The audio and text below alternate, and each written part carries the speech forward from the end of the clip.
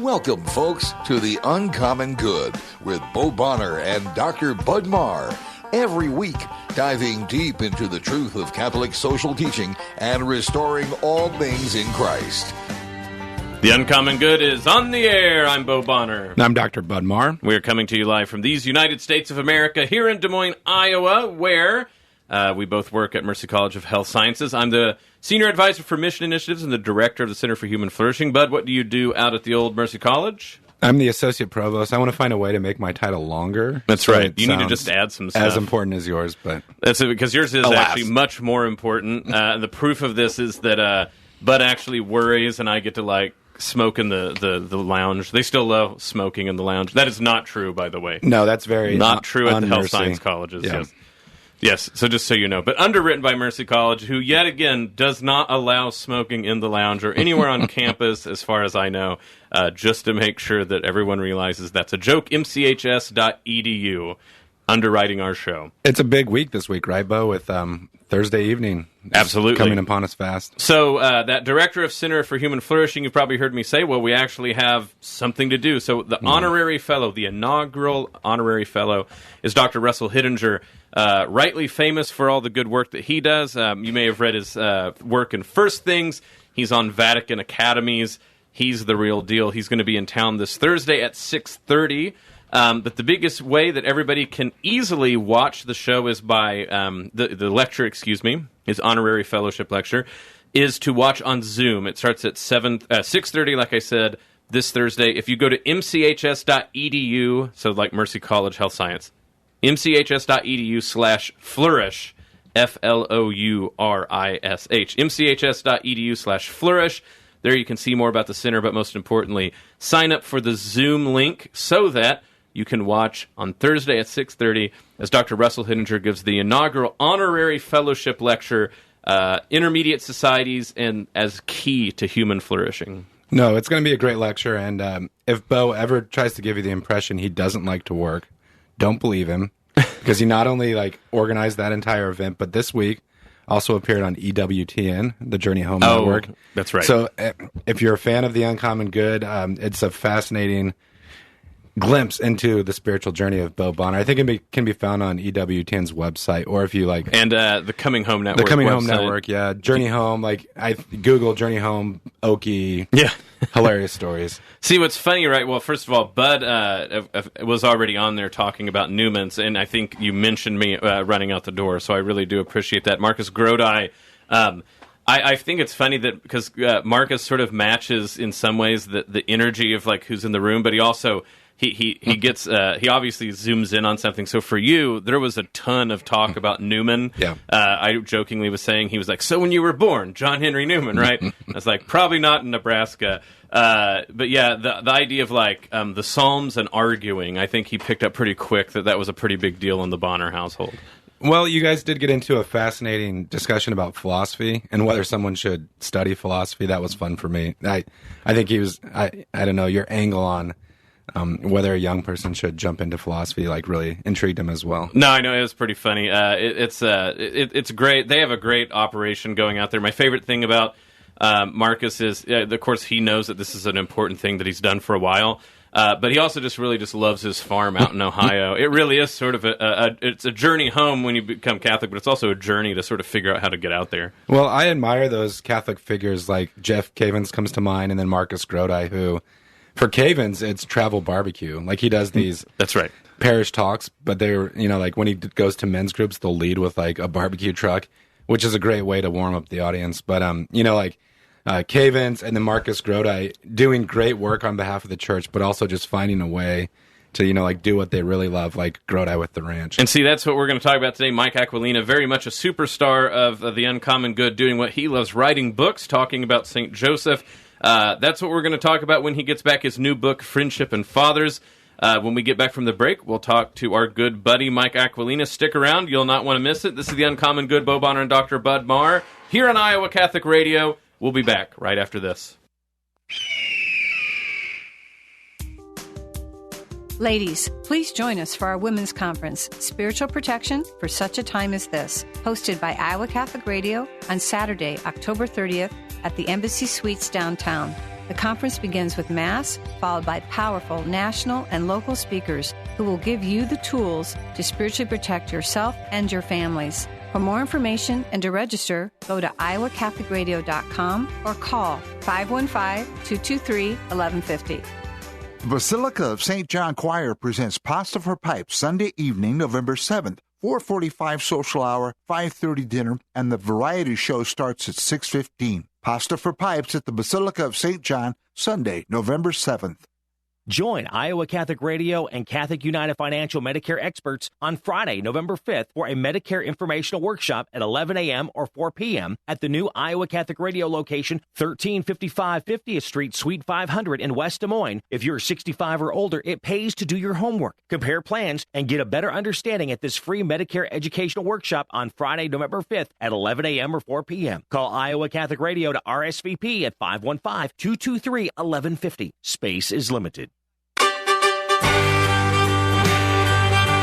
Back with the Uncommon Good, Bo Bonner and Dr. Bud Marr joining you this Wednesday. Thank you for being a part of Iowa Catholic Radio. If you want to keep up with what we're all about, you can visit the various places that we reside on the internet, iowacatholicradio.com to listen live, donate, and check out other things as well. Facebook, just friend us at Iowa Catholic Radio.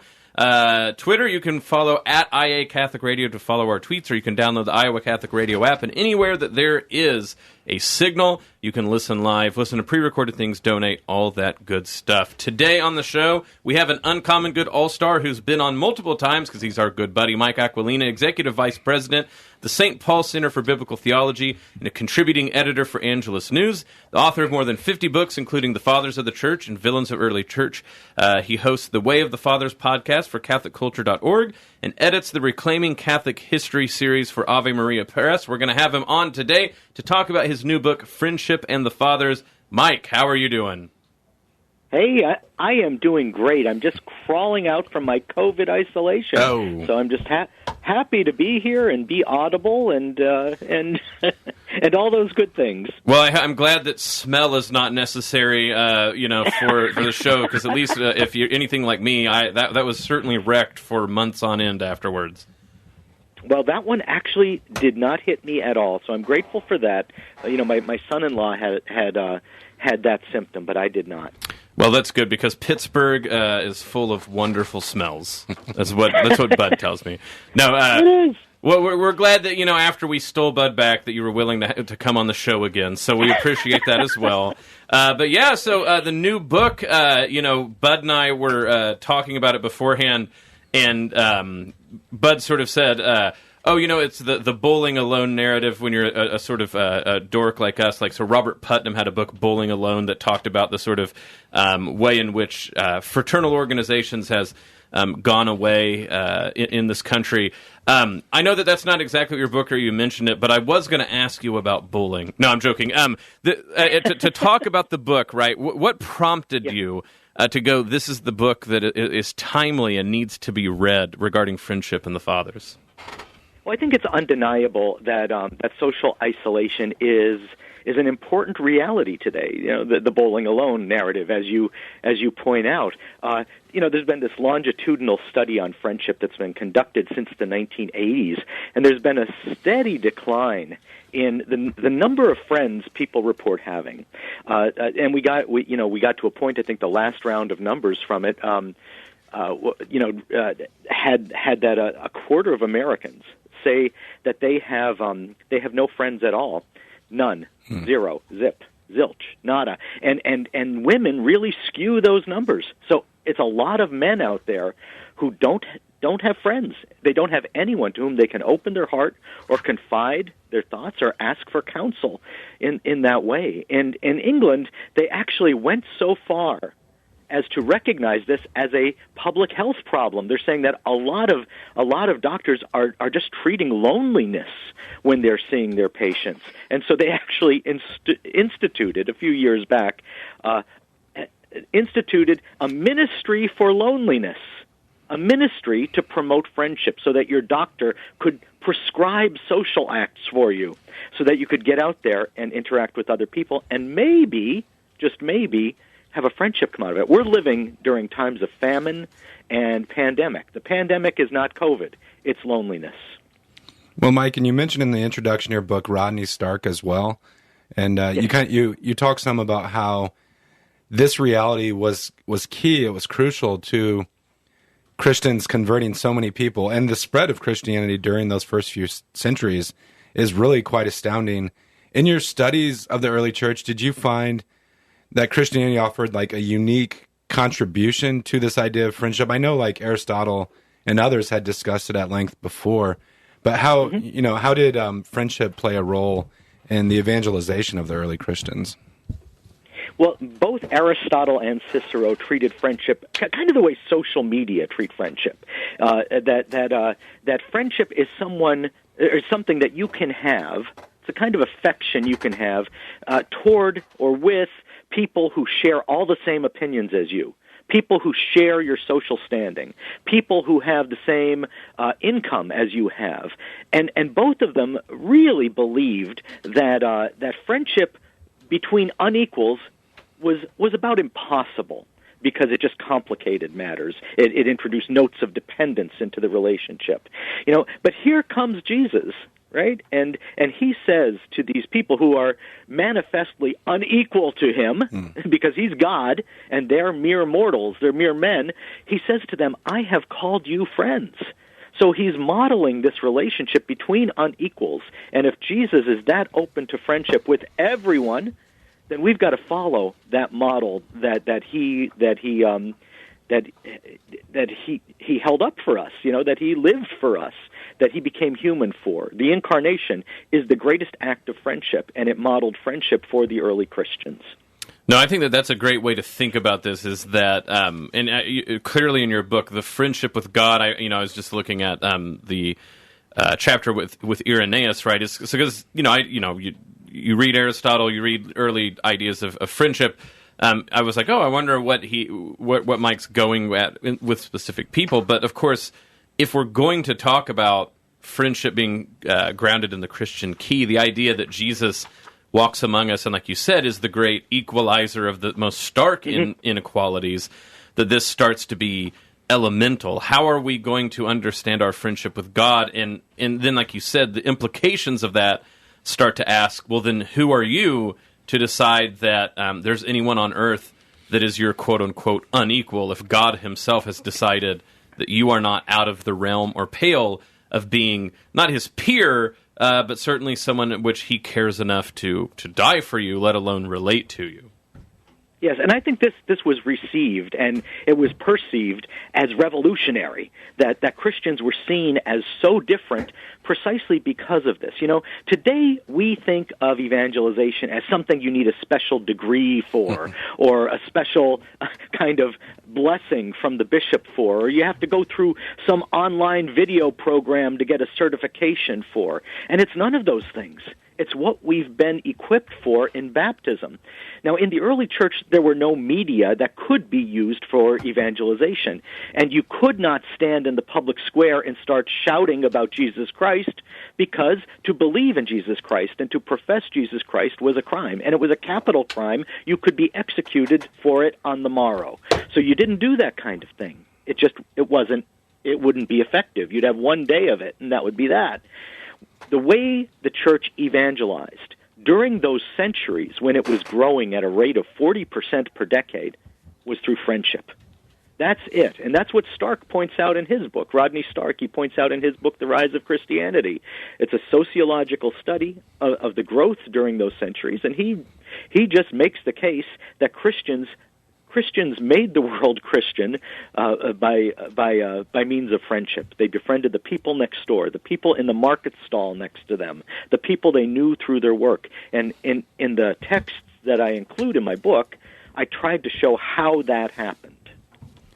Well, Mike, and that part of the book I found really freeing, because I grew up in a tradition where to evangelize meant sort of springing the four spiritual laws on people. So if you had like a chance opportunity in an elevator, you were supposed to impart knowledge like in that small window frame. But part of what I hear you saying in your book is like a great apostolate in a parish today would just be a group of guys who built friendships. I was recently at a church in Omaha that's in sort of a blighted area the church historically was like an old Polish community.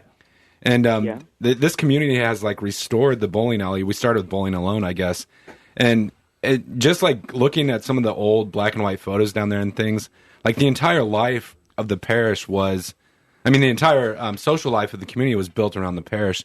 Now, we might not be able to resurrect that today, but I look at, when I lived in Pittsburgh, you had that great writing group that is just a group that got together once a month. But I don't know. I'm not sure if I'm formulating a good question here, but like, what could parishes take away from what we see in the early church fathers regarding friendship?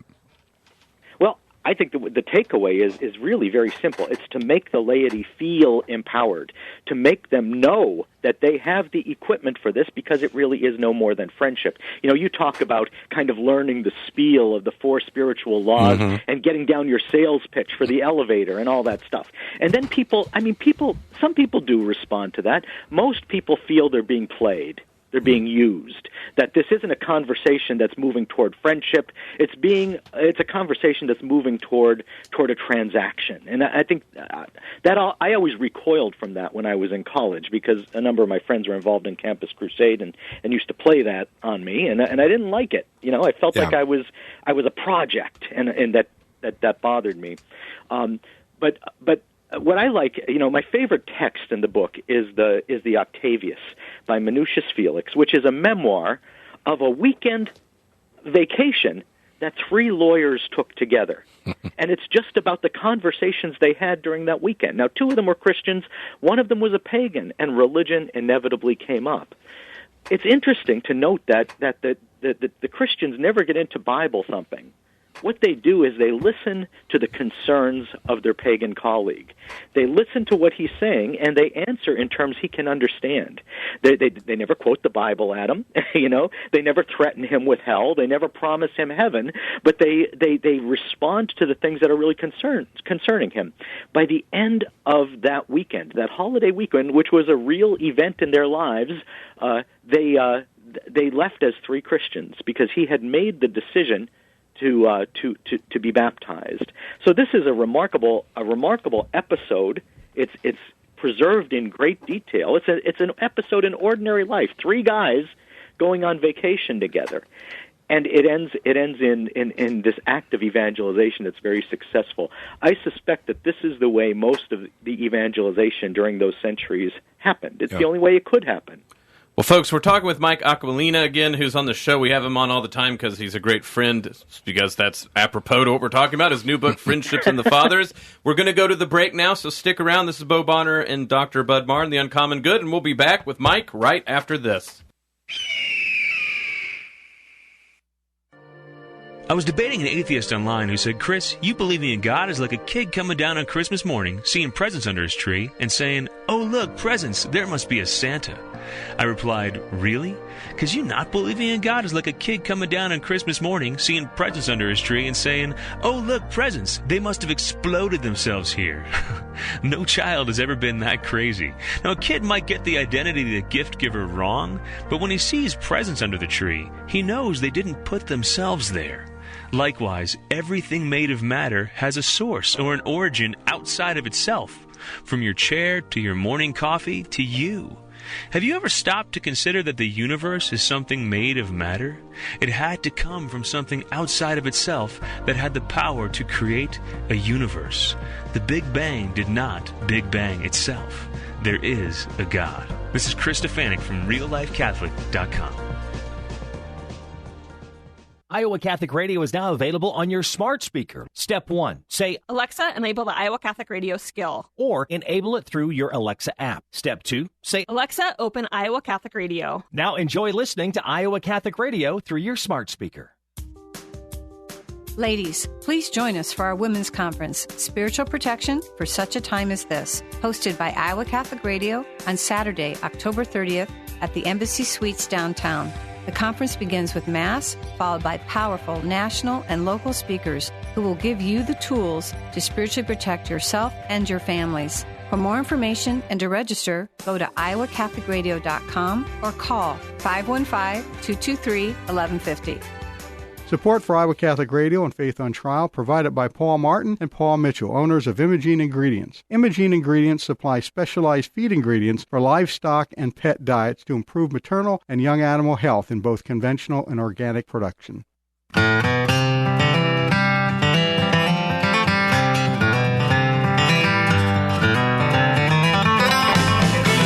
Back with the Uncommon Good, Bo Bonner and Dr. Bud Marr joining you this Wednesday. Thanks for being a part of the show, and thank you for being a part of Iowa Catholic Radio. Today we have back on the show Mike Aquilina, Executive Vice President of the St. Paul Center for Biblical Theology. He has written many books. We're talking about his most recent one, Friendship and the Fathers, and of course it makes a lot of sense because he's one of our friends. Mike, thanks for coming back on the show. Thanks for having me back. You guys never learn. That's right. Deacon Tony in the back, who helps run the boards, I think shook his head very knowingly upon hearing of that. So one of the things that I like about the book, because I like disagreeing, is you talk about friends and having disagreements. I was going to make a joke about how awkward it has to be that, in the Christian milieu, when the friends have to point out how unequal they are, Mike, how if you're the superior friend do you tell the unequal one? But that's a joke.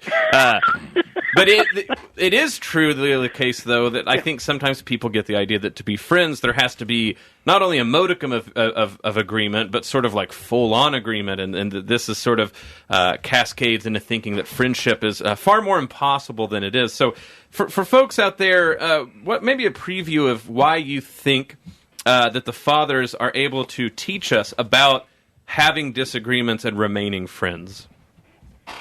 Wow, because God so loved the world that He sent His only Son, and that Son loved us and loved us all, without exception, and was able to be in our lives and say the hard things. And so He did all of these things to model how we're supposed to do it.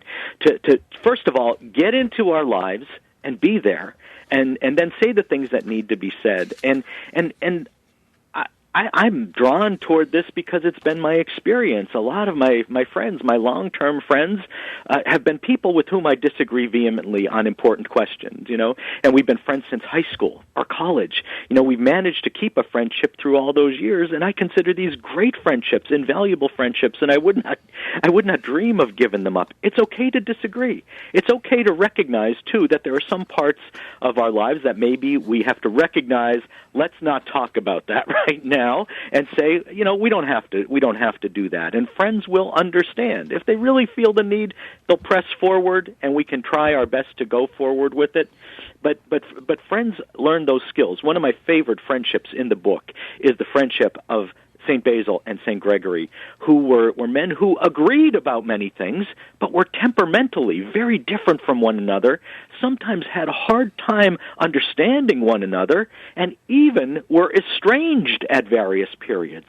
And yet they clung together, and they clung to this friendship through all of those hard times, and it ended up being a lifelong friendship. It was a difficult friendship, but they were committed to it, and they were committed to its not coming to an end. And I think that we have to be that way.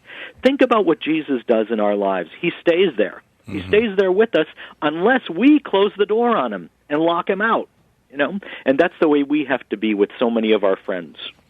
Mike, we just have a few minutes left, but I wanted to touch on one of my favorite chapters in the book is the chapter on Boethius.